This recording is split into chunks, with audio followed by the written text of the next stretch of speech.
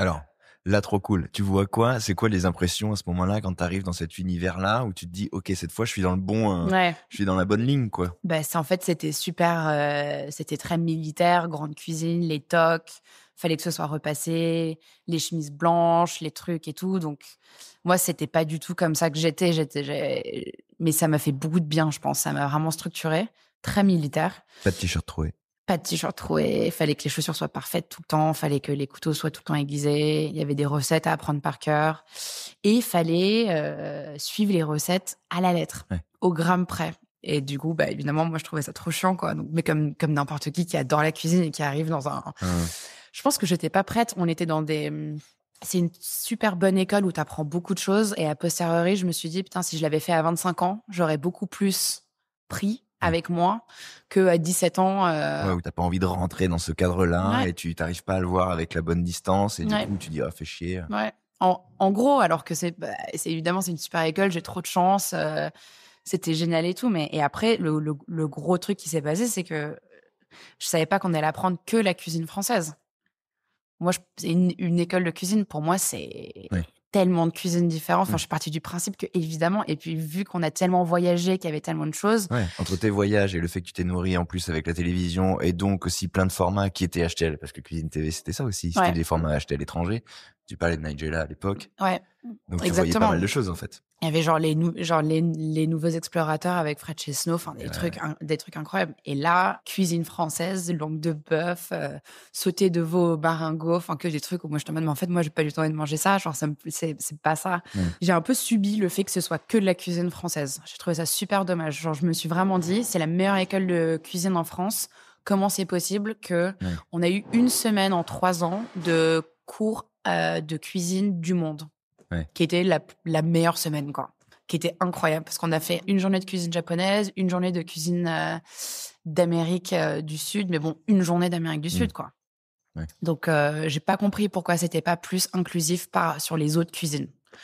Donc encore une fois, je me suis retrouvée peut-être un peu, bloquée dans ces, concepts très français où tout doit être fait d'une certaine manière, Format, schéma. ouais, et en fait, j'y arrivais pas du coup, donc c'était assez Oui, intéressant. enfin, c'est pas ton J'ai truc depuis le début, ça, j'ai l'impression. Non, pas trop, et Mmh donc mh. en fait, j'étais pas forte, j'étais nulle, Ah genre ouais. j'avais pas des bonnes notes, quoi, et je donnais tout ce que j'avais, donc on avait des examens à la fin de la semaine. Donc en gros, un exemple, c'est tu fais une semaine off, donc pendant toute la semaine, tu apprends tous les œufs de la cuisine française, donc Ouais, les œufs ouais. florentines, les œufs frits, les œufs pochés, les œufs nanani nanana, et à la fin de la semaine, tu tires un truc, au pif, Il donc faut ça que va tu être exécutes. et voilà, et donc il faut que ce soit exactement parfait, et donc moi, bah, je suivais les recettes à la lettre, mais évidemment, comme tout ce qu'on suit à la lettre, si on l'aime pas et qu'on le comprend pas, on peut pas mettre d'amour dedans, donc en fait, ça marche pas, donc forcément, il manquait un truc. Moi, j'aime pas du tout les fruits de mer, en gros, dans les grandes lignes, c'est pas du tout mon truc, et évidemment, il y a eu une semaine fruits de mer, donc c'était franchement à la fin de l'année. Donc j'avais vraiment eu des mauvaises notes, genre 8/20 ou 9/20. Enfin, je faisais partie des gens qui cuisinaient, entre guillemets, «le moins bien de la classe», et semaine fruits de mer, je tombe sur les moules poulettes. Donc c'est très bon d'ailleurs. C'est des moules, avec des champignons de Paris crémés. Et en fait, je déteste les moules, et donc je me dis: «Bah, tu sais quoi? En fait, de toute façon, je vais pas essayer de le faire comme à chaque fois parce qu'à chaque fois, j'ai genre 8/20, donc je vais faire un truc, je vais pas suivre la recette», et pendant l'examen, tu as des chefs qui passent dans la cuisine et qui checkent si tu fais bien les choses, si tu tailles bien tes oignons, et tu as des notes sur tes taillages et tout, et je le fais un peu en douce de mon côté et je triche un peu du côté, et en fait, moi, une de mes grandes spécialités, c'est à l'époque, hein, quand j'étais jeune, c'était les pâtes aux champignons, crémées pendant longtemps et cetera. Et du coup, au lieu de faire sauter les champignons à côté et après de les rajouter et de crémer juste à la fin les moules, en fait, je me fais comme ce que je sais faire à la maison. Je fais les champignons crémés pendant super longtemps et après je rajoute et je fais un mix et nanana. Et là, genre, j'ai un 19/20, je me souviens, et je me souviens que tous les chefs, que le chef qui goûtait avait appelé les autres chefs pour qu'ils goûtent tous mes moules. Je trouvais ça trop drôle parce que moi, j'aime pas les moules. Enfin, c'est à peine si j'avais goûté la sauce finale parce que j'ai pas envie de manger, enfin, voilà. Et donc, c'est là peut-être où, genre, je me suis dit: «En fait, peut-être qu'il faut pas que je suive exactement les recettes, et peut-être qu'il faut que je le fasse un peu à ma manière, et peut-être que j'aurai des moins bonnes notes dans l'exécution, mais si à la fin, c'est meilleur, bah, peut-être que c'est comme ça, en fait, que moi j'apprends», donc il y a eu ça. comment tu vis ces moments-là? Parce que paradoxalement, quand tu le décris, on se dit, ok, celle-là, ça va être une petite rebelle. Mmh. Et pour autant, t'as quand même ce discours qui dit, j'essaie de faire de mon mieux. Ouais. Donc, malgré cette idée que t'as qu'il faudrait faire un peu différemment, Mmh. ou que toi t'aimerais en tout cas vivre la chose différemment, on sent que t'as quand même envie de bien faire. Et Ouais, il y j'ai a quand très même envie. toujours chez toi cette espèce de je conteste entre guillemets en moi-même, Mmh. mais j'essaie quand même de faire bien Mmh. et d'avoir la bonne note. Parce que j'étais juste pas d'accord. Mais Oui, mais j'ai pour autant tu te rebelles pas. Enfin, t'essaies de bien faire. Ouais, mais je me souviens pas m'être rebellée. Enfin, il y avait clairement des classes, quand, il y avait des cours, où j'allais pas. Parce que j'étais en mode: «Moi, j'ai pas du tout envie j'ai pas envie d'apprendre ça, ça m'intéresse pas, genre j'aime pas la Mmh. prof». Mais il y avait des cours que j'adorais. Genre l'histoire de la gastronomie, j'ai trouvé ça fantastique, mais je prenais aucune note parce que j'avais juste envie de boire le truc et comme énormément de gens, j'ai été mis dans un moule et fallait bien faire. Je pense que c'est mes parents. C'est tant Mmh. que tu faisais bien, après, tu pouvais aller faire ce que tu voulais. Donc, fallait tant que j'arrivais à passer à l'année au-dessus et ensuite à l'année d'après. Je crois qu'il y avait aussi un truc en moi qui devait prouver parce que vu que je suis allée contre ce que mon père il voulait, etc., ça avait besoin Ouais, de fallait quand même marcher. cocher les cases et Ça avait besoin de marcher. C'est un peu ce qui s'est passé derrière dans ma carrière, c'est j'avais besoin de prouver à tout le monde que j'ai pas fait de conneries en me mettant en cuisine. ouais. Il y a beaucoup de gens de mon année quand on est à Bocuse, il y a beaucoup de gens qui ont arrêté. Je pense que sur la promo, je sais pas, j'ai pas du tout des contacts avec tout le monde, mais il y a très peu de gens qui sont restés en cuisine, quoi. Pourquoi tu crois? À Bocuse, on est formé sur apprendre la cuisine, mais on n'est pas vraiment formé sur apprendre à être cuisinier. Et quand on quitte une école de cuisine et qu'on rentre dans le métier, ça convient pas à tout le monde. Il y a beaucoup de gens qui dévient dans des métiers qui sont peut-être un peu moins intenses, peut-être un peu plus faciles, peut-être traiteur, la pâtisserie, des choses où peut-être qu'on travaille pas jusqu'à 1 heure du mat tous les soirs, peut-être que ça colle plus avec ce que les gens veulent dans leur vie aussi. Mmh. Peut-être qu'ils avaient juste pas envie de faire de la cuisine pendant super longtemps après, quoi. Ouais.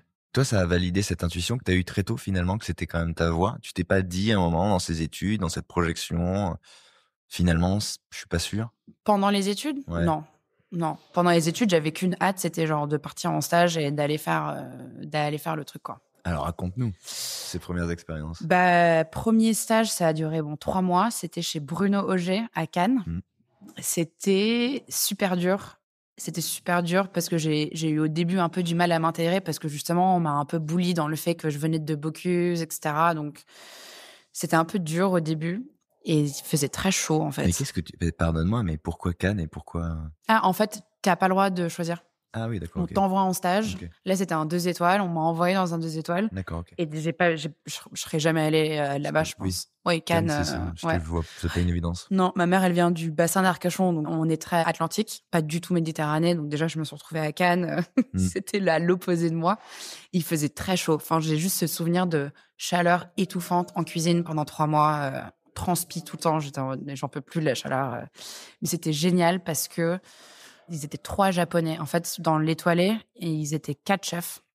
Il y avait que 20 couverts et il y avait trois Japonais qui parlaient qu'en japonais, qui faisaient tout vraiment à la japonaise.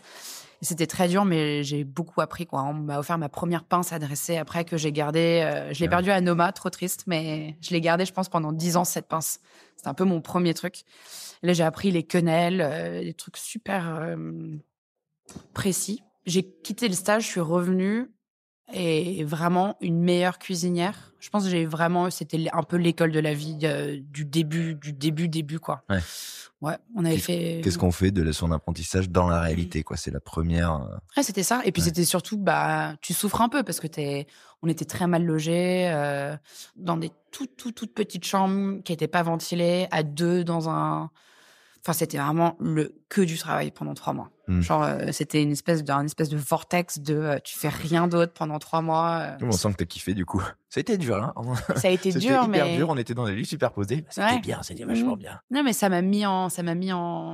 J'avais tous mes potes qui étaient justement en été après la première année de fac, donc tout le monde se retrouvait, tout le monde allait en week-end là, un truc, et moi j'étais bloquée à Cannes à faire ce stage un peu prison, un peu ce sentiment de je suis bloquée ici, faut que je valide mon stage, faut que je valide tout ça jusqu'à ce qu'après je suis libre de faire mes propres choix. Ça a été un peu ça. Ouais. Mais incroyable. Hein. Moi, j'ai beaucoup aimé. Je sais pas si je le recommanderais absolument à quelqu'un, mais très, très formateur, en tout cas pour après. Ça, c'est sûr. Qu'est-ce que tu vas faire après comme autre expérience? C'est quoi les expériences qui vont te marquer ensuite dans cette, là, t'en es à la phase de l'apprentissage, en fait, Ouais. finalement? Bah après, faut choisir son stage de fin d'année, quoi. Et moi, je vois, donc pareil, je suis sur Cuisine TV, je suis encore sur mon ordi, encore à regarder ces trucs et tout. Et je vois cette émission Un jour, un chef, qui vient de me faire opérer. Et donc, je suis bloquée sur un canapé pendant 2 semaines, je peux pas bouger, en gros. Et je suis chez moi devant Cuisine TV. Et à ce moment-là, il faut trouver un stage. Et je me dis, mais comment on fait pour choisir un stage? Je peux aller où je veux. Mais ce qui est important, c'est pas du tout genre le menu ou le chef. En fait, ce qui est important, c'est ce qui va se passer dans la cuisine. C'est comment le chef va être. C'est à quel poste on va me mettre. Donc, comment on sait? Mais techniquement, on ne sait pas. Ouais. Et en fait, À moins d'être, c'est ça qui est dur. bah ouais. Ouais, mais c'est comme ma petite sœur à un moment qui cherchait un stage dans une start-up et je lui disais, mais en fait, ce qui est important, ça va être ton maître de stage, ça va être la personne qui est Ouais. ouais. C'est très compliqué. Enfin, moi, j'ai eu du mal à choisir. C'est vrai que j'avais jamais pensé à ça, mais c'est un saut dans l'inconnu, forcément, parce que tu sais pas. T'as aucune idée. Ça Ouais. peut être une team super sympa, comme ça peut être une Ouais. team horrible et après, tu te retrouves bloqué pendant 6 mois dans un. Mmh. Et en fait, je vois un jour un chef qui passe 20 minutes sur Alexandre Couillon dans sa cuisine. Je vois la cuisine déjà, parce que c'est super important aussi, la cuisine dans laquelle Ouais, on bien va sûr. travailler. Ouais, Je vois ouais. la cuisine, je le vois lui, je le vois en train de dresser, je vois comment il parle. Je me dis, OK, c'est Noirmoutier. sûr, c'est ça. C'est sûr, c'est ça. Genre, j'envoie une lettre écrite, manuscrite à l'ancienne. Je lui envoie une lettre, je lui demande. Et il m'appelle 2 semaines après, il me dit, allez, vas-y, viens, on t'attend. Genre, tu viens quand tu veux. Donc là, je lui dis, oula, bah, du coup, moi, je viens de me faire opérer, peut-être dans 1 mois et tout. Et je me souviens, je repasse à l'école pour aller récupérer des affaires ou un truc comme ça avant de partir en stage. Et il y a un meilleur ouvrier de France qui était un de nos chefs qui s'appelle Florent Boivin. Je sais pas du tout s'il y a encore, en vrai, j'en sais rien. Et je me souviens, il m'a dit, t'y arriveras pas. Tu arriveras pas avec lui, chez lui, T'y ou tu arriveras pas de manière Tu générale? pourras pas finir ton stage. Genre, tu le finiras pas. Mais- Genre, il est connu, ce mec, il est super dur. T'y arriveras pas. Genre, c'est pas un bon choix. Genre, c'est beaucoup trop dur pour toi. T'as pas le niveau, c'est pas la bonne mentalité.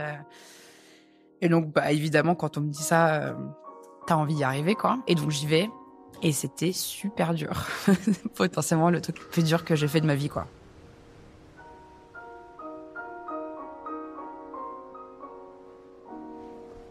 C'est une petite pensée pour les gens qui nous écoutent l'ont peut-être vu, quand tu regardes le Chef's Table qui est consacré à lui, qui s'ouvre justement sur une séquence avec des Saint-Jacques, Ouais. où tu dis, ah, ça a pas l'air très très cool tous les jours. Non, c'était pas. Non, mais c'était la plus belle expérience que j'ai fait en vrai.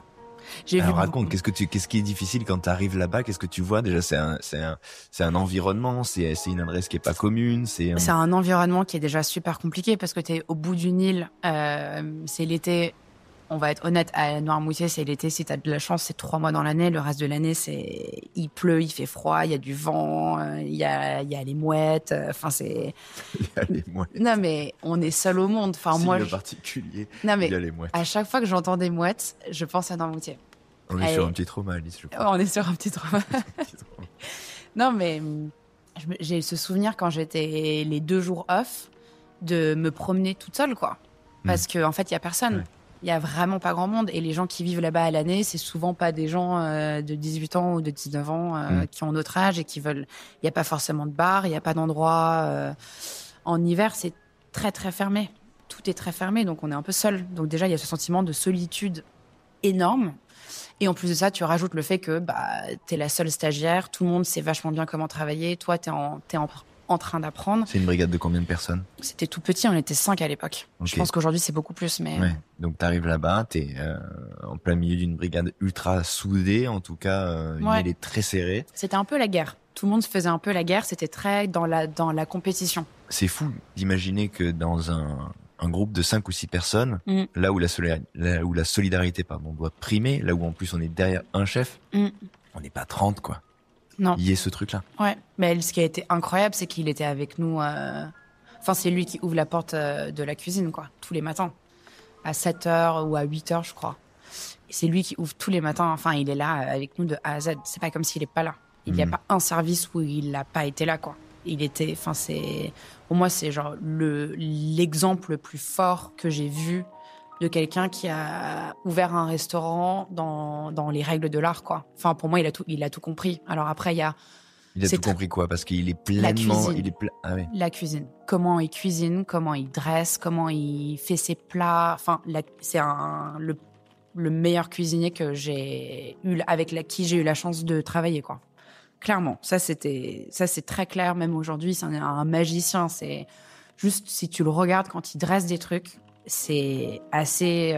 moi, je trouve ça genre bluffant, quoi. Mais ça tient à quoi? Ça tient, je pense, là, c'est du talent inné chez lui, je pense. Chaque assiette qui sort est différente, donc ça change tout le temps. Donc au début, on se dit, ok, aujourd'hui, on va faire betterave et maquereau. Et après, pendant qu'il dresse la première assiette, il se dit, mais en fait, il manque un truc, donc sur les prochaines assiettes, on va rajouter ça. Et je pense que moi, j'y étais aussi à un moment où il avait déjà la deuxième, on cherchait la troisième. Et donc, on était en découverte aussi du truc. On fait comment pour aller pousser le truc un peu plus loin. Et c'était la cuisine à l'instant, quoi. C'était des cuissons qui étaient vraiment à la minute. C'était super bien cadencé. Tout le monde faisait très, très bien son travail. C'était super, super dur. Enfin, moi, je me souviens avoir rarement été... je rentrais chez moi, j'avais souvent les larmes aux yeux parce que c'était dur, parce que j'étais pas Mais à niveau. Qu'est-ce qui était dur? C'était le niveau, ouais. Oui, et parce qu'il y avait aussi, en vrai, il y avait une ambiance qui était... C'était compliqué parce que lui, il est très dur. Parce qu'il a il avait très, très, très envie d'être excellent. Donc, quand on a quelqu'un dans sa brigade qui arrive et qui n'est pas encore excellent... je me souviens avoir laissé du cartilage dans de la chair d'araignée et qu'il y a un des clients qui avait renvoyé son assiette. Il avait laissé le cartilage sur le bord d'assiette et je me souviens, genre, scandale, quoi. Mais scandale parce qu'on est sur quelqu'un qui travaille 7 jours sur 7, tout le temps. Et donc, en fait, il n'y a pas place à l'erreur. Et a posteriori, peut-être que c'était trop intense, sa réaction, etc. Mais... moi, je suis un peu de la team de... En fait, ce mec-là, il est dans son restaurant, il a envie de travailler comme ça, il a envie de se mettre à un niveau super, super élevé. Les gens qui ont envie... Tu y vas, donc t'acceptes. On y va. Et les gens qui arrivent et en fait, ça colle pas, ça colle pas et puis c'est pas grave. C'est pas obligatoire, en fait. Il a quand même une réputation comme étant un chef très dur. Et c'est quelqu'un de très dur, mais à juste cause, quoi. Enfin, c'est quelqu'un de très dur parce qu'il voulait aller avoir la troisième et heureusement qu'il l'a eu parce que je pense qu'il y a eu 10 ans de travail super intense.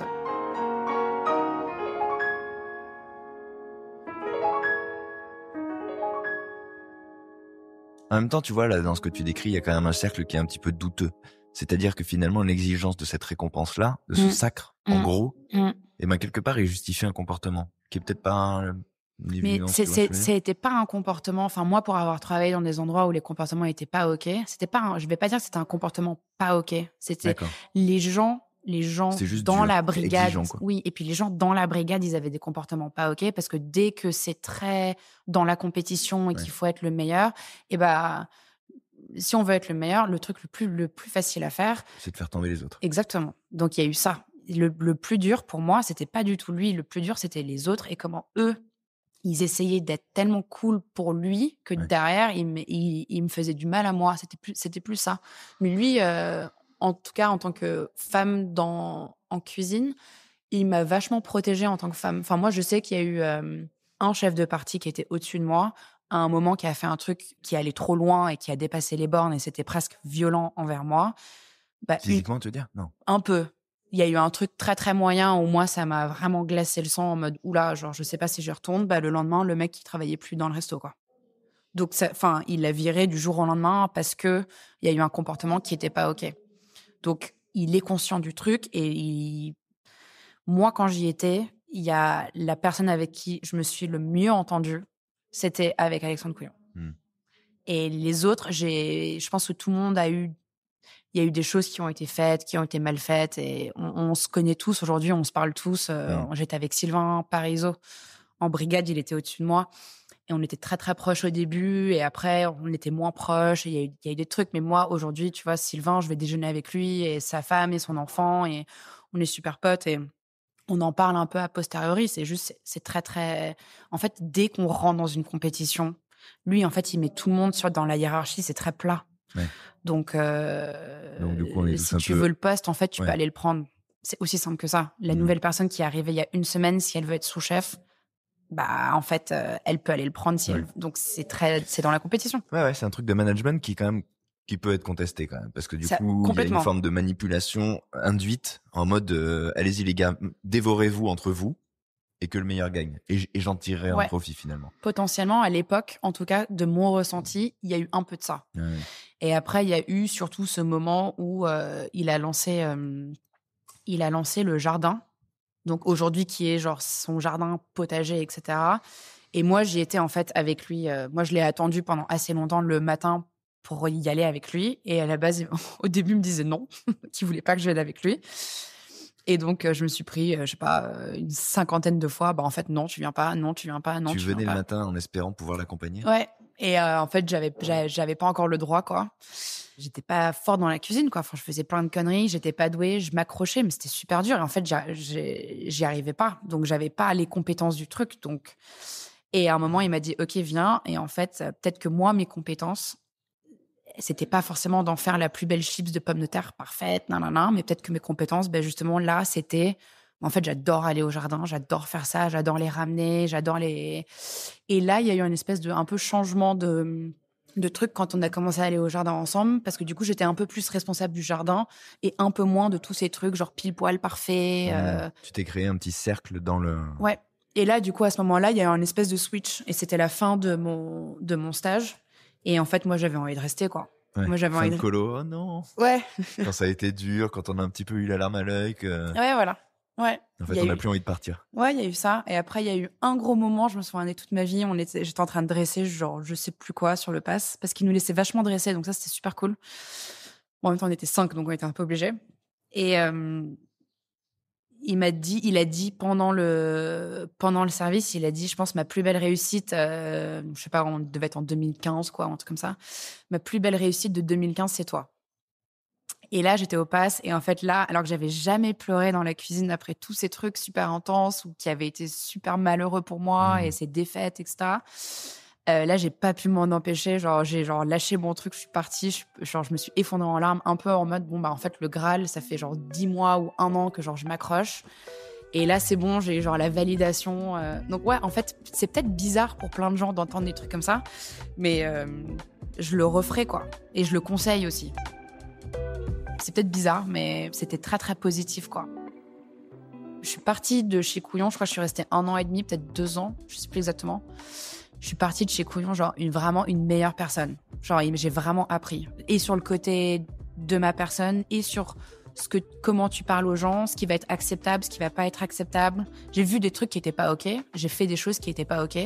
Mais on fait tous enfin, moi, en tout cas, j'ai fait des erreurs là-bas que j'ai plus jamais refait après. En fait, c'était stressant, c'est juste que lui, il était stressé. Et donc, en fait, quand t'as quelqu'un de très, très stressé aux manettes d'un truc, et ben, tout le monde derrière est très stressé. Moi, j'ai appris, faut être super cool. Sinon, après, ton équipe, elle est stressée, les gens, ils restent pas. Aussi, on était super bien payés, quoi. Pour la cuisine, c'était incroyable. Je suis partie là avec genre énormément d'argent dans mon compte en banque et une envie de, OK, bon, bah, maintenant, je vais faire complètement autre chose. Et je vais où? J'ai plus envie de vivre à Noirmoutier toute seule, c'est un peu la déprime, nanana.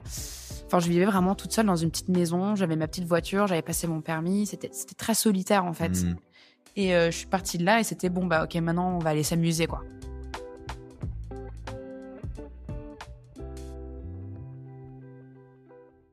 Et donc, t'as décidé d'aller t'amuser où? Mon meilleur pote, il vivait à Londres. Donc, je me suis dit, allez, vas-y, je vais à Londres. Trop fun. J'ai pas envie d'apprendre la grande cuisine française. J'ai pas envie de me remettre dans un truc super militaire et tout. Et je me dis, j'ai pas envie de faire un 2 étoiles parce que c'était trop dur. Et il y avait trop, justement, de carrés, encore une fois, de règles et tout. Donc, je me dis, je prends la liste de tous les 1 étoile à Londres. Je choisis les 3 cuisines qui me plaisent le plus. J'envoie mes CV aux 3. Et donc, pareil, je fais une journée d'essai dans les 3. Et j'ai 3 propals. Et en fait, j'ai pris celui où la brigade avait l'air la plus sympa et où ils avaient l'air de plus se marrer. En gros, c'était aussi simple que ça. Et je crois que c'était le moins bien payé. Mais je me suis dit, faut que je kiffe là, faut qu'on ait un espèce de switch, faut que je regagne un peu je suis heureuse, je passe un bon temps et tout. Et du coup, je me retrouve à Portland et le chef, c'était Merlin Johnson, qui aujourd'hui est à OSEP, qui est je pense aussi un très grand chef aujourd'hui. Et c'était assez drôle parce que du coup, vu que je sortais de chez Couillon, il m'a tout de suite embauché et il m'a mis à cuisson viande et poisson. Donc c'était horrible parce que du coup en fait j'avais jamais fait des cuissons ni de viande ni poisson. Donc au lieu de arriver un peu me reposer sur mes acquis et voilà, je fais l'inverse, je m'en trouve dans un truc et je m'en trouve dans une brigade avec que des mecs anglais. Donc j'étais la seule fille, j'étais la seule française. Et je pense que je suis arrivée au poste que tout le monde voulait avoir et que tout le monde était en train d'attendre d'avoir. Donc pareil, ça a été un peu compliqué. Mais ça a été... j'ai tout appris là-bas, quoi. Enfin, en tout cas, les viandes et les poissons et les trucs, c'était de la super cuisine. C'était 1 étoile. Je crois qu'on faisait, je sais plus, au moins 150 couverts dans la journée. Ah ouais. C'était super intense. Genre, j'ai jamais autant travaillé de ma vie. Je crois que c'était du 8h, 1h du mat, quoi. Louper le truc de il faut que je m'amuse, il faut que je machin, il faut que...